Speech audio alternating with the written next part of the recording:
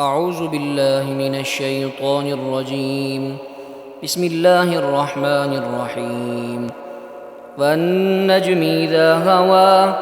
ما ضل صاحبكم وما غوى وما ينطق عن الهوى إن هو إلا وحي يوحى علمه شديد القوى ذو مرة فاستوى وهو بالأفق الأعلى ثم دنا فتدلى فكان قاب قوسين أو أدنى فأوحى إلى عبده ما أوحى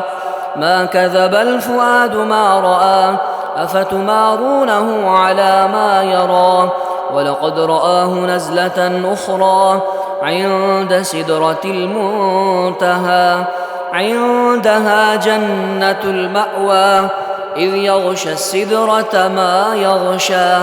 ما زاغ البصر وما طغى لقد رأى من آيات ربه الكبرى أفرأيتم اللات والعزى ومناة الثالثة الأخرى ألكم الذكر وله الأنثى تلك إذا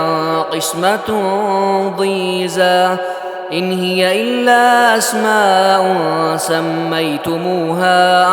أنتم وآباؤكم ما أنزل الله بها من سلطان إن يتبعون إلا الظن وما تهوى الأنفس ولقد جاءهم من ربهم الهدى أم للإنسان ما تمنى فلله الآخرة والأولى وكم من ملك في السماوات لا تغني شفاعتهم شيئا إلا من بعد أن يأذن الله لمن يشاء ويرضى إن الذين لا يؤمنون بالآخرة ليسمون الملائكة تسمية الأنثى وما لهم به من علم إن يتبعون إلا الظن وإن الظن لا يغني من الحق شيئا فأعرض عمن تولى عن ذكرنا ولم يرد إلا الحياة الدنيا ذلك مبلغهم من العلم إن ربك هو أعلم بمن ضل عن سبيله وهو أعلم بمن اهتدى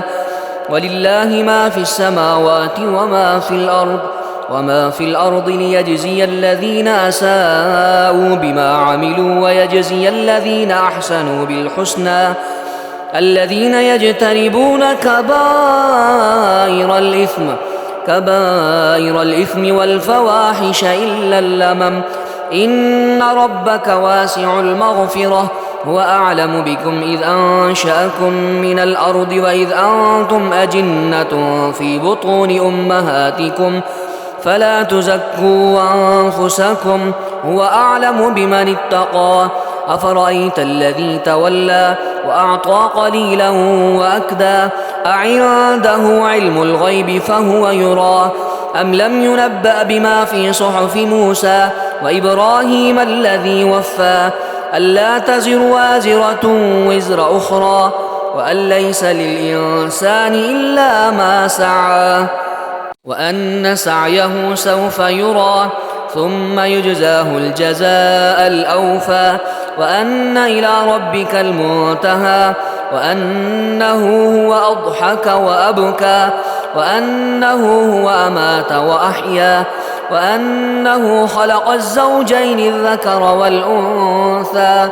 من نطفة إذا تمنى وأن عليه النشأة الأخرى وأنه هو أغنى وأقنى وأنه هو رب الشعرى وأنه أهلك عادا الأولى وثمود فما أبقى وقوم نوح من قبل إنهم كانوا هم أظلم وأطغى والمؤتفكة أهوى فغشاها ما غشا فبأي آلاء ربك تتمارى هذا نذير من النذر الأولى أزفت الآزفة ليس لها من دون الله كاشفة أفمن هذا الحديث تعجبون وتضحكون ولا تبكون وأنتم سامدون فاسجدوا لله واعبدوه